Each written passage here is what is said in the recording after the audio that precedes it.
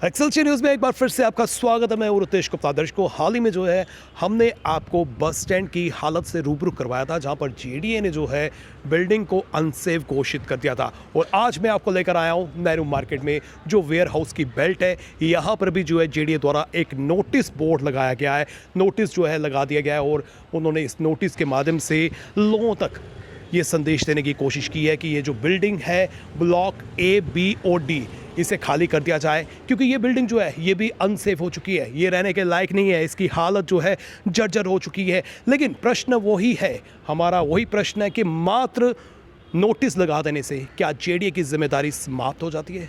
क्या यहाँ से लोगों को शिफ्ट करने की उनकी कोई जिम्मेदारी नहीं है? क्या इस बिल्डिंग की रिपेयर, इस बिल्डिंग की रेनोवेशन, इस बिल्डिंग की मेंटेनेंस के लिए उनका कोई ध्यान नहीं है? दर्शकों, आपको मैं जानकारी दे दूं कि यहाँ पर जो है कुछ फैमिलीज अभी भी रह रही हैं और यहाँ पर आप देख सकते हैं कि कुछ दुकानदार जो हैं अपनी रोजी रोटी यहीं से चला रहे हैं। ये बिल्डिंग अनसेफ है, कभी भी कोई अनहोनी हो सकती है, जिसकी जिम्मेदारी जो है साफ शब्दों में इस नोटिस के माध्यम से बता दिया कि डिपार्टमेंट जो है, सरकार जो है, वो जिम्मेदारी नहीं लेगी, बल्कि यहाँ के रहने वाले लोग, यहाँ के काम करने वाले लोग जो है, उन्हीं की जिम्मेदारी होगी।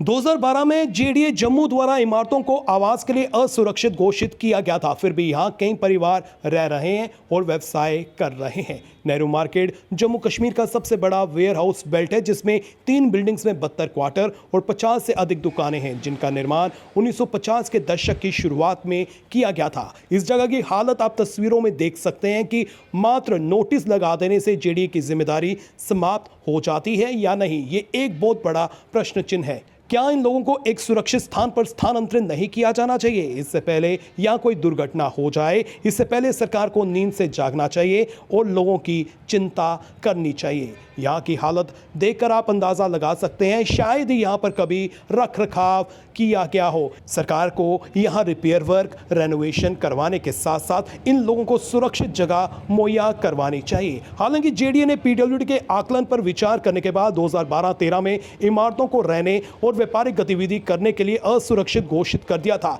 और जेडीए द्वारा चेतावनी बोर्ड लगाए जाने के बाद कुछ रहने वालों ने इमारतों को छोड़ दिया था। फिर भी यहाँ लगभग 50 परिवार रहते हैं और कई अन्य लोग यहाँ व्यवसाय चलाते हैं। आइए लोगों से जानने की कोशिश करते हैं कि क्या जेडीए की सिर्फ नोटिस लगाने तक की जिम्मेदारी सीमित है। सर, अपना नाम बताइए। मेरा नाम साहिल रजगोत्रा है। साहिल जी, मैं आपसे ये जानना चाहता हूँ कि आपके बिल्कुल पीछे जो है जेडीए ने एक नोटिस लगाया, बिल्कुल आपके सामने जेडीए ने नोटिस लगाया। इस नोटिस में साफ साफ लिखा है कि ये बिल्डिंग जो है अनसेफ है, इसे खाली कर दिया जाए। क्या जेडीए की इतनी ही जिम्मेदारी है? जेडीए की जिम्मेवारी ये है कि सबसे पहले जो ऊपर वाले जो मकान में जो रहते हैं उनको बोलें कि आपको हम यहाँ से कहीं शिफ्टेड करेंगे, आपको हम मिनिमम टाइम देते हैं, महीना, 6 महीने, 7 महीने, आपके लिए वहाँ पे पहले हम रहने के लिए जगह बनाएंगे। इनका ये काम था बोलने का कि हम आपको वहाँ पे शिफ्टेड करते हैं। और इन्होंने ये नहीं कि बोर्ड लगाने से क्या हो जाएगा, बोर्ड लगाने से हम इनको बोलेंगे कि आप बाहर आ जाओ, वो काम नहीं चलेगा। क्योंकि मेन मोटिव इनका है कि पहले हमको कोई सूटेबल प्लेस दें कि आप वहाँ पे हम आपको शिफ्टेड करने लगे हैं, देन आपको 3 महीने 4 महीने वहाँ आप जाके सेटल हो, ये बनता है। आप इनको बोलोगे एक टाइम से बाहर हो जाओ, वो नहीं बनेगा। क्योंकि इनको आप खाली आज बोलोगे खाली हो जाओ, कल कहाँ जाएंगे? एक दिन से खाली होकर कहीं उनको प्लेस नहीं मिलेगा, खाने कैसे रहेंगे?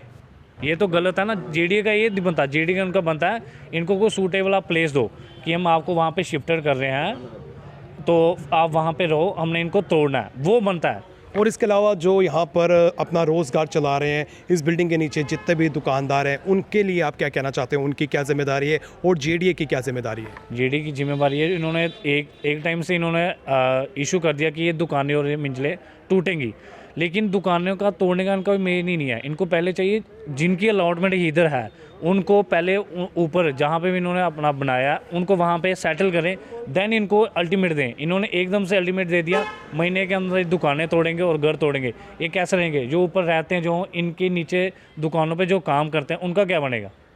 जनाब, बात यह है कि मैं यहाँ पर एज एडवोकेट कम नोटरी का काम करता हूँ। यहाँ पर मैं for the last 35 more than 30 years हम यहाँ पर काम करते हैं, डॉक्यूमेंटेशन का काम करते हैं।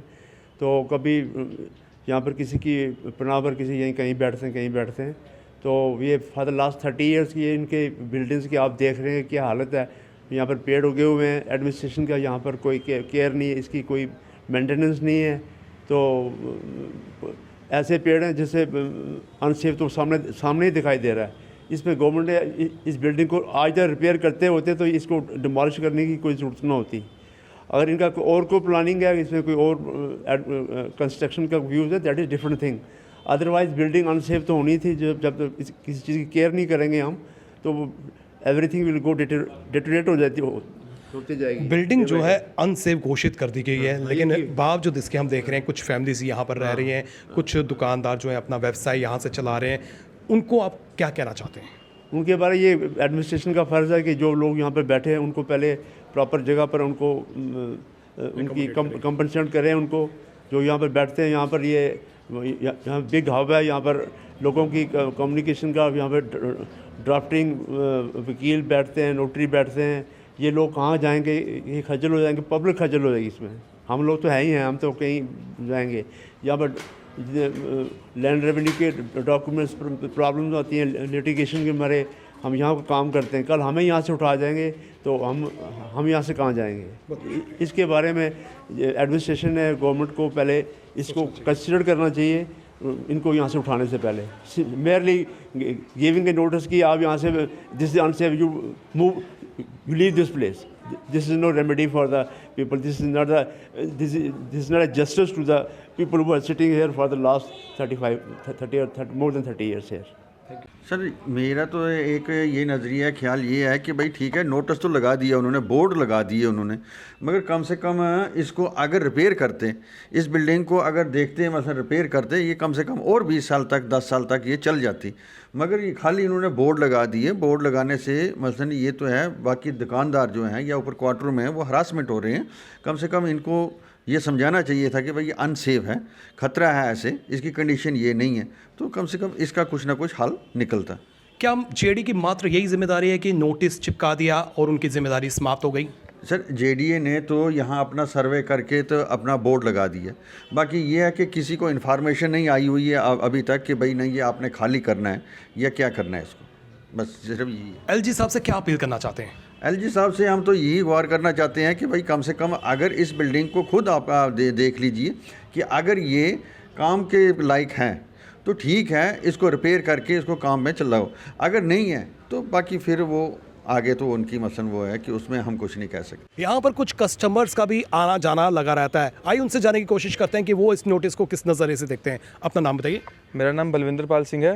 बलविंदर जी, आप देख रहे होंगे कि जेडीए द्वारा एक नोटिस यहाँ पर लगाया गया है, इस नोटिस को आप किस नज़रिए से देखते हैं? सर ये नोटिस तो लगाया जो है ये सेफ्टी ऑफ पीपल ही है, यहाँ पे जो लोग रह रहे हैं, लेकिन नोटिस लगाने तक की चीज़ें नहीं चलेंगी, क्योंकि नोटिस लगाने के बाद जो लोग यहाँ पे आ रहे हैं हमको नोटिस का नहीं पता था। जैसे आपने मुझे बताया कि नोटिस लगा है तो मैंने भी नोटिस किया, और नोटिस करने से नोटिस खाली हम नहीं कर सकते, उस पर एक्शन लेना पड़ेगा। जैसे कि मैं भी यहाँ पे आता हूँ, नोटरी वगैरह एफिडेविट बनाने के लिए हम सब आते हैं। अब जैसे कि हाँ, कंडीशन भी काफ़ी टाइम से यहाँ पे ख़राब इसकी चल रही है जो आप देख पा रहे हैं आगे पीछे।